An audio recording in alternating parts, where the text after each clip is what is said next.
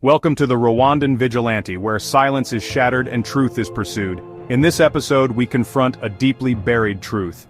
What if I told you there is a United Nations report, a damning 550-page document, that reveals war crimes, crimes against humanity, and even possible acts of genocide committed by the Rwandan Patriotic Army, RPA, during and after the 1994 genocide against the Tutsi, a report that was praised for its thoroughness, then promptly buried. This is the mapping report, and today we uncover what Rwanda's government doesn't want the world to see. What is the mapping report? The term mapping report often refers to two separate but connected documents. 1. The Rwanda Mapping Report, 1993 to 2003, a confidential UN report that investigated serious violations of international humanitarian law in Rwanda from October 1990 through 2003. While not officially published, it shaped internal UN discussions. 2. The more well-known Congo Mapping Report, October 1993, June 2003. Officially titled, Democratic Republic of the Congo, Mapping Human Rights Violations 1,993 to 2,003 inches, this 550-page report was released by the United Nations Office of the High Commissioner for Human Rights, OCHR, in October 2010. It details 617 incidents of mass violence in DRC, many involving Rwandan troops. Both reports implicate the Rwandan Patriotic Army (RPA), the armed wing of the Rwandan Patriotic Front (RPF), in severe violations of international law. Let us begin in Rwanda itself. After the genocide against the Tutsi ended in July 1994, the RPA assumed power. The official narrative was that the RPA stopped the genocide, but this is only part of the story.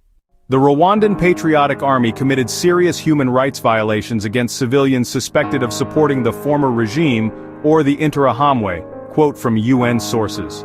In southern Rwanda, the infamous Kibeho massacre unfolded in April 1995.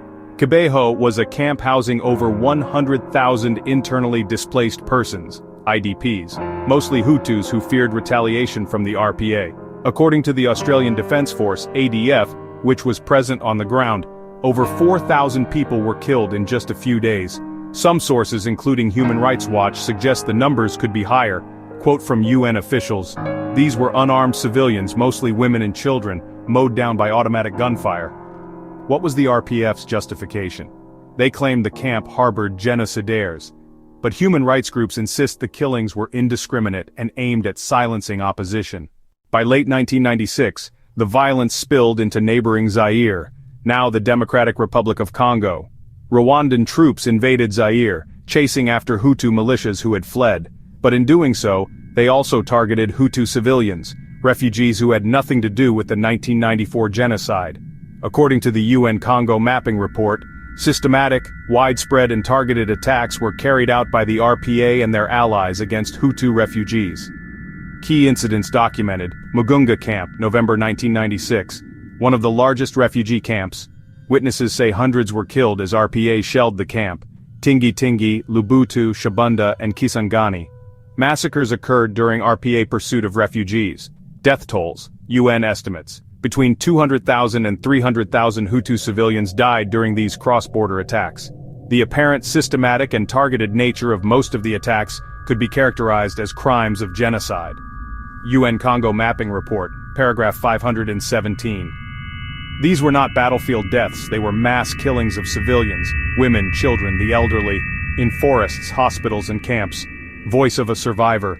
We ran for months. My brother was shot in a hospital. My mother was burned alive in a hut with other villagers.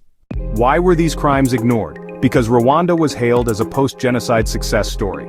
Western powers, especially the United States and the UK, supported Kagame's government as a stabilizing force.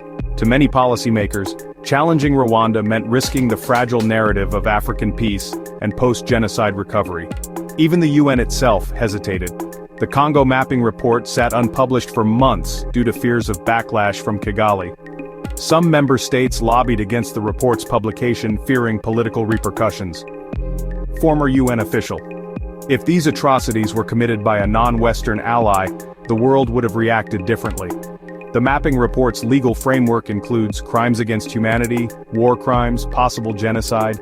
Yet no international tribunal has ever prosecuted RPA officials. Why? because Kagame's government has become nearly untouchable in the international community. Rwanda sits on the UN Human Rights Council. Its soldiers serve in peacekeeping missions. Quote from international jurist William Shabas: "The UN mapping report provides a roadmap to accountability, but no one has dared to follow it." So what do we do with this knowledge? Do we allow the world to keep ignoring mass atrocities just because they don't fit a convenient narrative? Do we celebrate Rwanda's so-called stability while thousands of its victims lie in unmarked graves?